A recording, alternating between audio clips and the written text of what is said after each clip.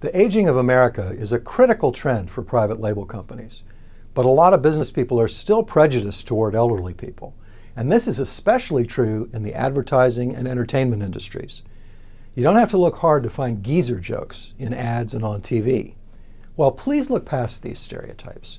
Americans aged 75 and older are a profitable and growing market. They shouldn't be ignored. Right now, there are about 18.7 million Americans aged 75 and older. That's roughly the same as the number of teenagers aged 14 to 17. And businesses fall all over themselves to make movies and clothes and music and food for teenagers. But how many products and services are made specifically for elderly consumers? Not that many. The funny thing is, products that do meet the special needs of seniors are selling as if the recession never happened.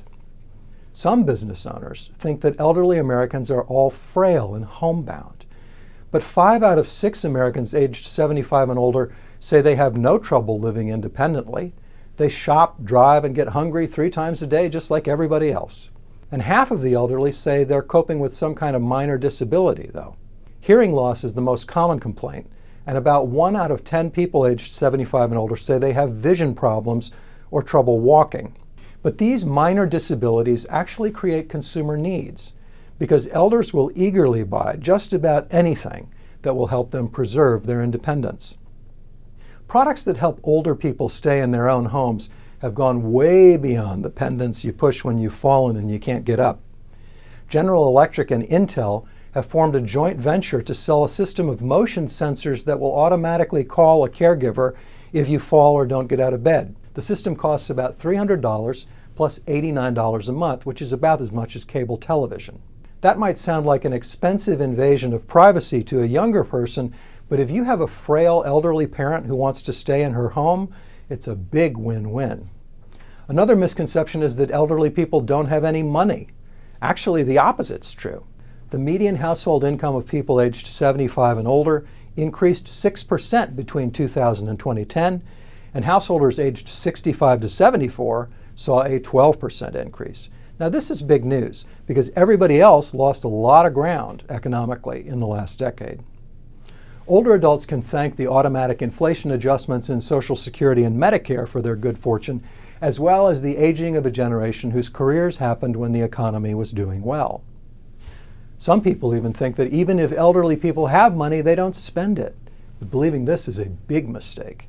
Elderly householders spend heavily on prescription drugs and medical supplies, of course, but you might not know that householders aged 65 to 74 spend more than the national average on reading material and stationery, housewares and housekeeping supplies, beef and seafood, pets, toys and hobbies, and fresh produce. Householders aged 75 and older spend less overall because 6.6 million of these households, or more than half of them, are people who live alone. A little more than 1/3 of the elderly live with one other person, who's usually their spouse, and fewer than 1 million of people 75 plus live with 2 or more other people. But if you look at the per capita spending, the elderly are still above the national average for spending on lots of product categories. But the biggest reason you should pay attention to the oldest Americans now is that there will be a lot more of them tomorrow. The number of Americans aged 75 and older is projected to increase from 18.7 million today to 22.5 million in 2021. And that's when the show starts, because that's the year the oldest members of the massive baby boom generation hit the age of 75. 20 years from now, more than 33 million Americans will be aged 75 and older. 40 years from now, that number will be more than 48 million. The number of Americans aged 75 and older in the year 2050 will be roughly the same as the number in their 50s. As I said, the aging of America is a big, big deal. Homemakers aged 75 and older are experts at the workaround. If their arthritic hands can't open a jar lid, they'll buy the canned version or choose shelf-stable pouches. If they can't reach a high shelf, they'll buy a grabber. Home grocery delivery has a powerful appeal to these folks, and now their workarounds are getting a lot more sophisticated. Older folks with failing vision are lining up to pay $900 for the Intel Reader, which scans a printed page and reads it out in a synthetic voice with very few mistakes. About 1/3 of elderly householders have broadband internet connections at home, and that share is growing very rapidly. Once older people learn about the internet, they like it.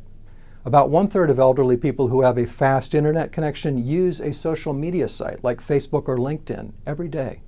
So private label executives can count on two things. First, baby boomers get what they want. Second, every year more of them are coping with the symptoms of old age. Is that depressing? Not really. It all depends on how you look at it. This is Brad Edmondson for PLMA Live.